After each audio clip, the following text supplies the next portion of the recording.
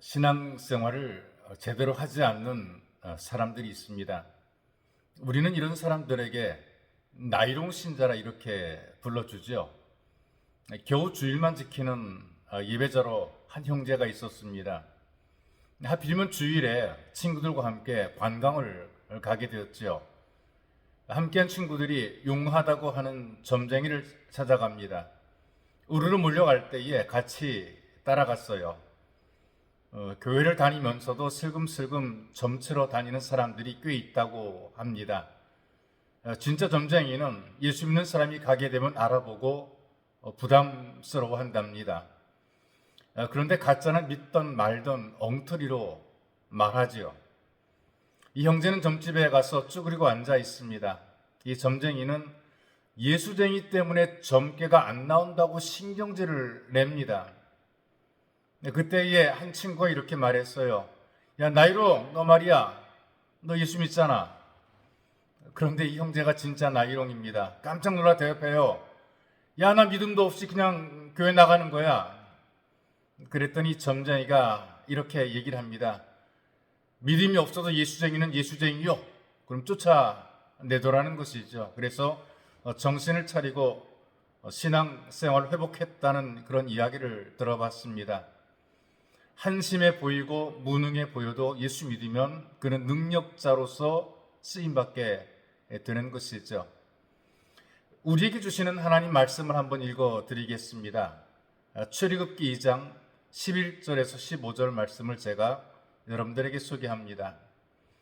모세가 장수한 후에 한 번은 자기 형제들에게 나가서 그들이 고되게 노동하는 것을 보더니 어떤 애굽 사람이 한 히브리 사람 곧 자기 형제를 치는 것을 본지라 좌우를 살펴 사람이 없음을 보고 그 애굽 사람을 쳐 죽여 모래 속에 감추니라. 이튿날 다시 나가니 두 히브리 사람이 서로 싸우는지라. 그 잘못한 사람에게 이르되 네가 어찌하여 동포를 치느냐 하며 그가 이르되 누가 너를 우리를 다스리는 자와 재판관으로 삼았느냐? 네가 애굽 사람을 죽인 것처럼 나도 죽이려느냐? 모세가 두려워하여 이르되 일이 탈로 되었도다. 바로가 이 일을 듣고 모세를 죽이고자 하여 찾는지라. 모세가 바로의 낯을 피하여 미디안 땅에 머물며 하루는 우물 곁에 앉았더라. 여러분, 사람의 눈으로 보게 되면 원래 이 모세의 생애는 굉장히 기구한 운명입니다. 노예의 핏줄로 태어나서 대를 이어 노예가 될 수밖에 없는 그런 소위 말하는 운명을 가지고 있지요. 출생할 때부터 생명의 위협을 감수해야만 됐습니다. 나일강에 버려지는 처지가 됩니다. 그런데 바로의 공주에 의해서 구출이 됩니다. 뿐만이 아니라 공주의 양아들이 되는 놀라운 복을 얻게 되죠. 그래서 자기를 낳은 친어머니는 유모가 되었고 친어머니로부터 자기의 정체성과 함께 신앙 교육을 받으며 왕궁에서 공주의 양자로 성장을 하게 되는 것입니다. 이럴 때 우리가 이렇게 얘기를 합니다. 인생 역전. 어쩜 이렇게 인생 역전일 수가 있을까요? 이 모세가 죽음의 순간을 넘기고 고대 이집트의 왕궁에서 성장을 하게 됩니다. 당시에 부족함이 없는 최고위층의 아들입니다. 강대국 지도자 바로 공주의 아들로서 부족함이 없이 자라게 된 것이죠.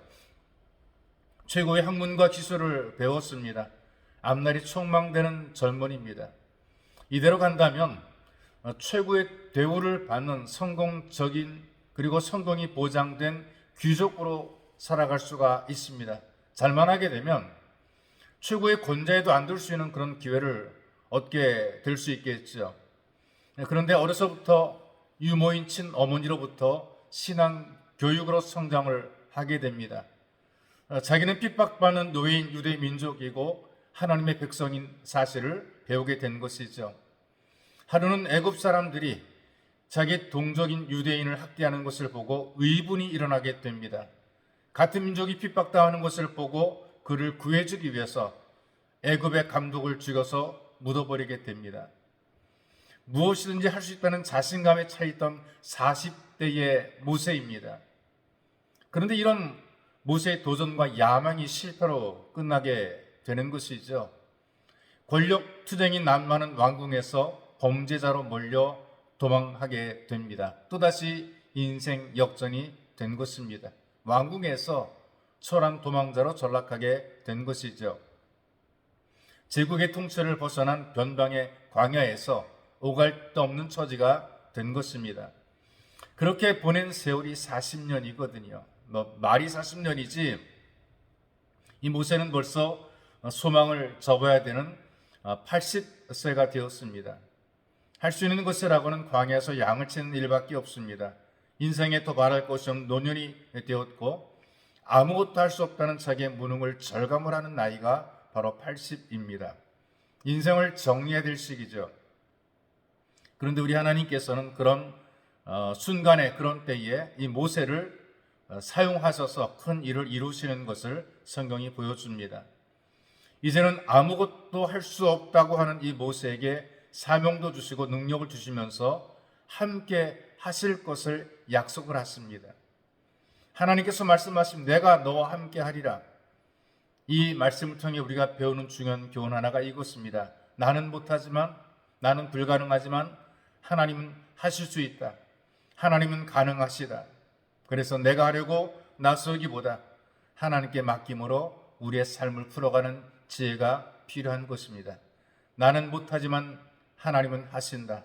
이 믿음을 가지고 여러분들이 하나님께 맡기고 삶을 풀어가시기를 주님의 이름으로 축복합니다.